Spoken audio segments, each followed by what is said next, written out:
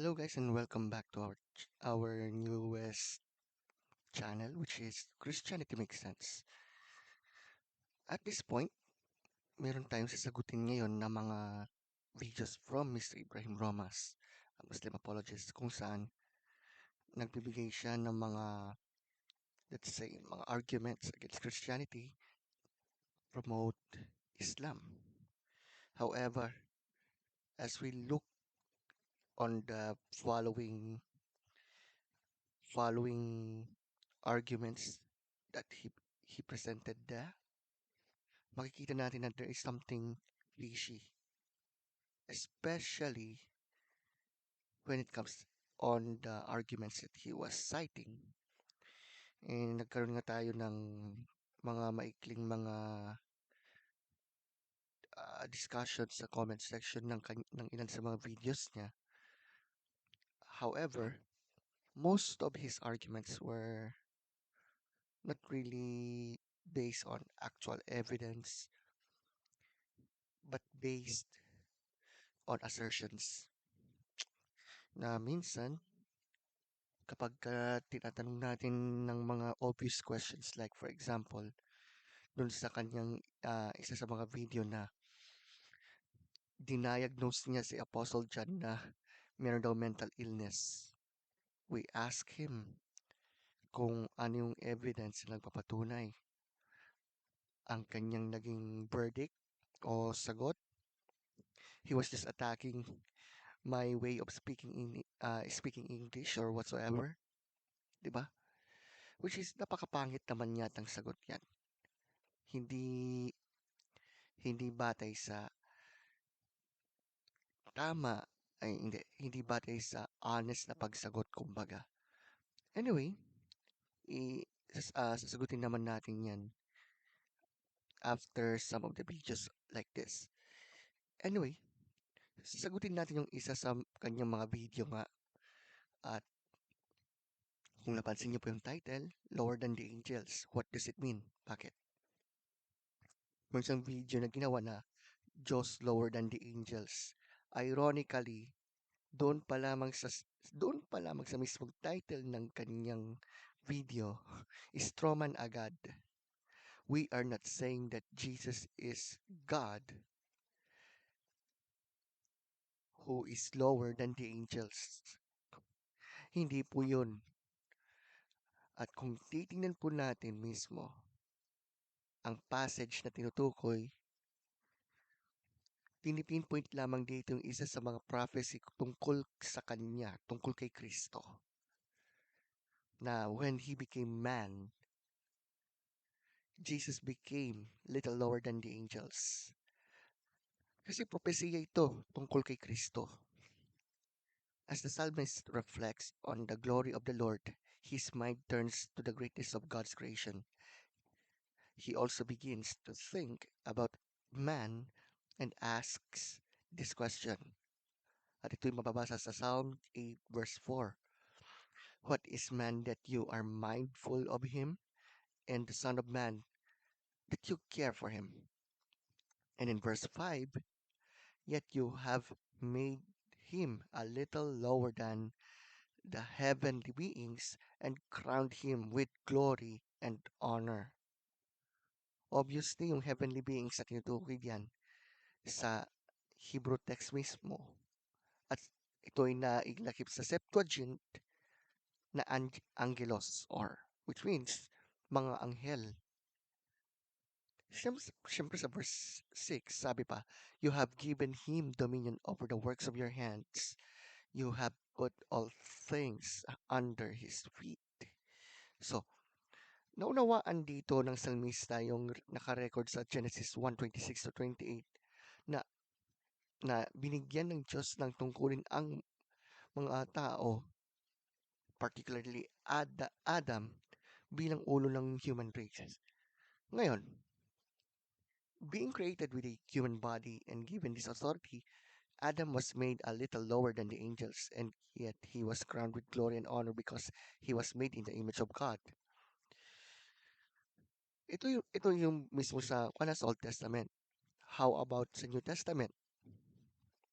Kumbaga, Nag-quote ang writer ng Psalm 8 verse 5. Ayan, Psalm 8 verse 5 at nagkomento sa totality ng subjection ng lahat ng mga likha sa isa na tinatawag na ang anak ng tao. In putting everything in subjection to him, he left nothing outside his control. Then, yung author ng Hebrews in-identify na ang Son of Man na to ay walang iba kundi ay ang Panginoong Heso Kristo. At ito ay nasa verse 9 ng Hebrews 2. But we see him who for a little while was made lower than the angels, namely Jesus, crowned with glory and honor because of the suffering of death. Excuse me? So that by the grace of God, he might taste death for everyone. Actually, napakalinaw po yung context no, kung bakit si Kristo ay sinabihan na for a little while he was made lower than the angels. Dito papasok yung incarnation, kapatid. Applying Psalm 8:5 to Christ Jesus, the writer of Hebrews applies the title Son of Man to Jesus. This stresses the humanity of Christ and his tie to the first Adam and sets him apart as the greatest example of man. Jesus Christ is really the second Adam, the new Adam who has come to deal directly with what the first Adam brought upon mankind and could never defeat, namely death. The gospel according to Luke's theme is that Jesus is the Son of Man. Jesus is the second Adam come to deliver mankind from death through his cross, burial, and empty tomb. Also, by taking upon himself sinless flesh in the incarnation, Jesus was made a little lower than the heavenly beings. At dyan po papasok yung tinatawag na incarnation. Again, not reincarnation. It is incarnation. The lawgiver placed himself in subjection to the law. He who was rich became poor for our sakes. For the Son of Man did not come to be served, to serve and give his life as a ransom for many. Angels marvel at the incarnation and desire to look into the gospel.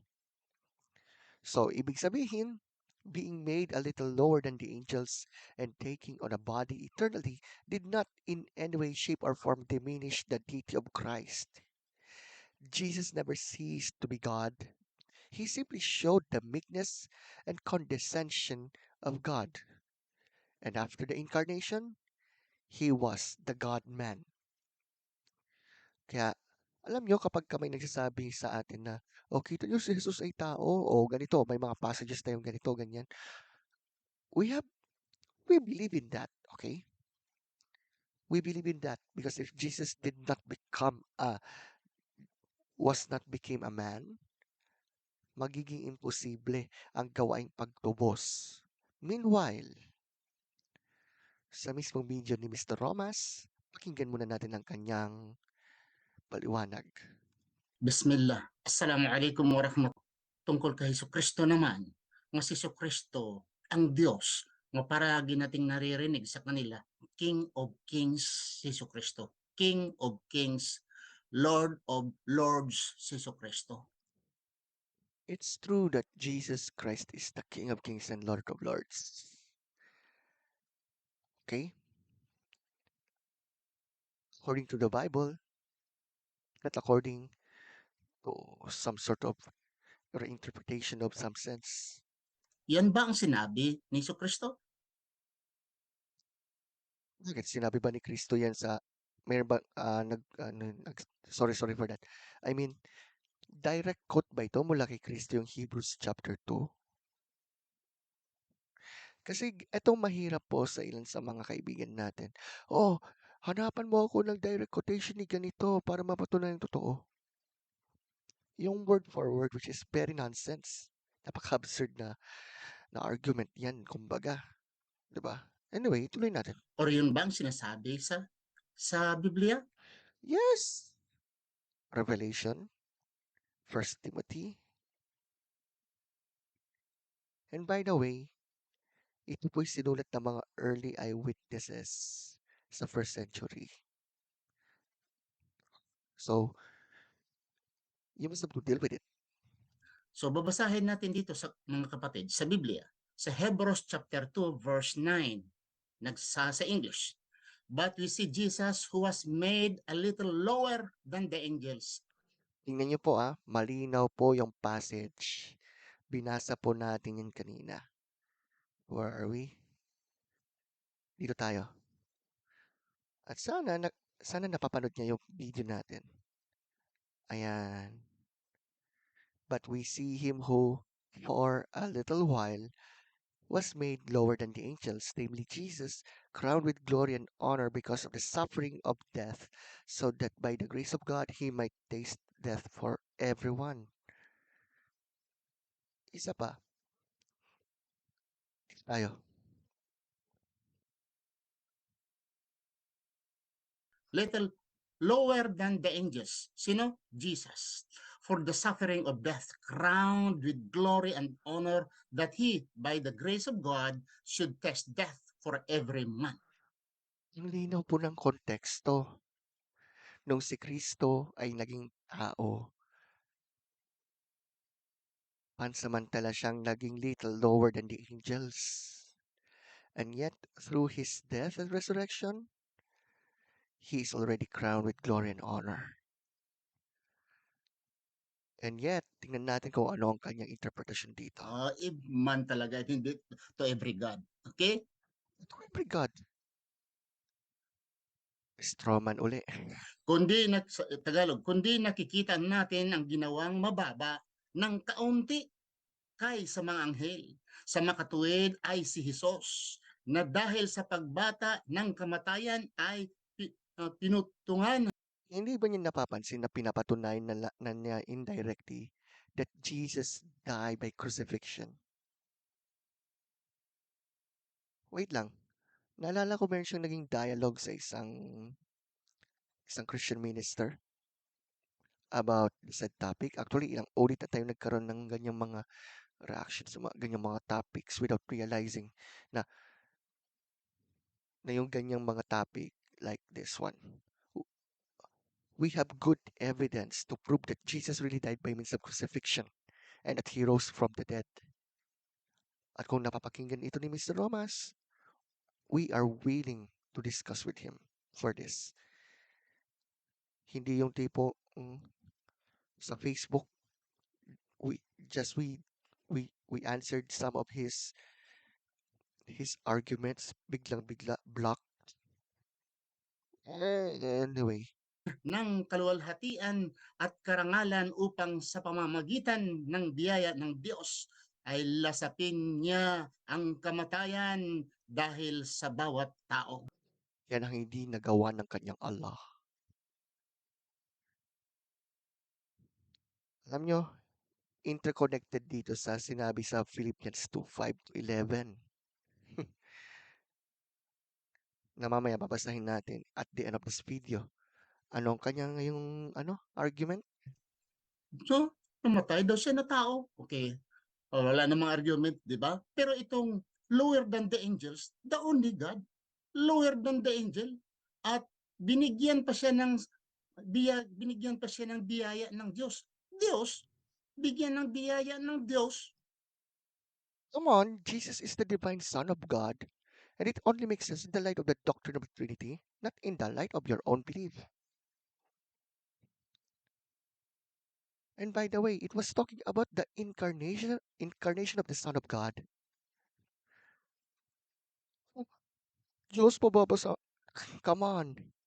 Jesus became human being in order to save humanity by means of his death on the cross.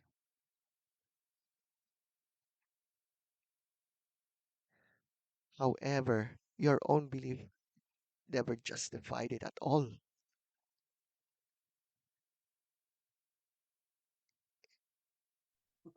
Diyos ka na, bigyan ka pa ng biyaya ng Diyos.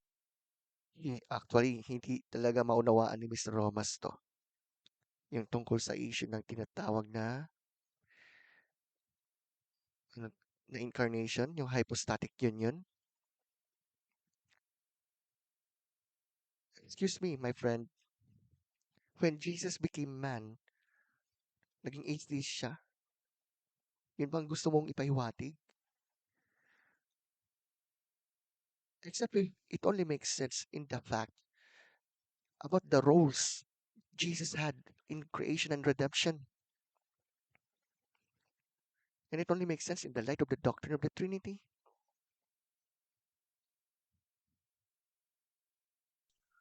At lower the angel, Hebrews chapter 2 verse 19.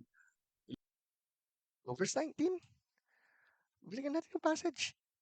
2 verse 19 ba? Teka lang. Tingnan natin. 2 verse 19 o 2 verse 9?